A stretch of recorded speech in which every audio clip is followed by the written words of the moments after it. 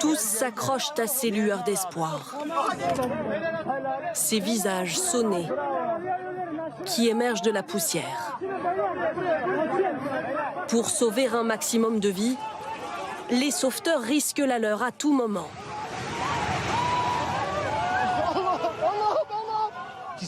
Un tremblement de terre se produit en ce moment. En ce moment. Des secouristes et ce journaliste sont pris de panique, en plein direct sur la télévision turque. Ici, à quelques mètres d'une équipe de sauveteurs, un immeuble s'écroule. Tout a commencé en pleine nuit. Une secousse de 7,8 sur l'échelle de Richter fait trembler la Turquie et la Syrie voisine. Depuis, les répliques s'enchaînent. Et les immeubles fragilisés s'effondrent. Nous avons pu joindre une habitante de Gaziantep, rescapée. Nous ne savons pas quoi faire. On est juste dans la voiture et on attend. Je ne souhaite à personne de vivre ça. Son oncle nous transmet ces images de Gaziantep. Il a pu sauver ses 3 enfants. Je les ai mis sous la table, mais c'était si violent qu'on est sorti en 2 minutes. Comme beaucoup d'habitants, il ne se sent plus en sécurité. Je vais tous les emmener, loin d'ici. Tahir a choisi, lui, de rester. Il nous montre ce camp de fortune qu'il aide à monter pour les sinistrés. Le séisme ne s'arrête pas. Ça reprend tout le temps. Je ne veux pas rentrer chez moi, je ne veux pas mourir pendant que je dors.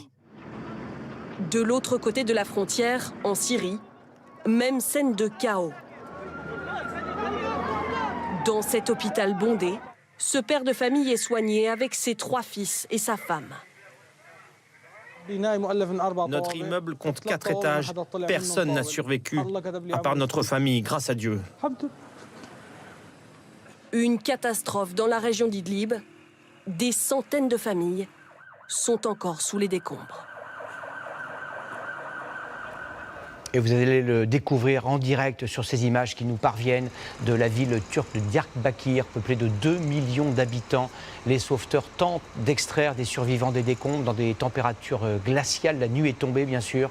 Pourquoi cette région est-elle régulièrement touchée par des tremblements de terre? Pourquoi le séisme de la nuit dernière a-t-il été aussi dévastateur? Explication d'Henri Dreyfus et Jean-François Joanne.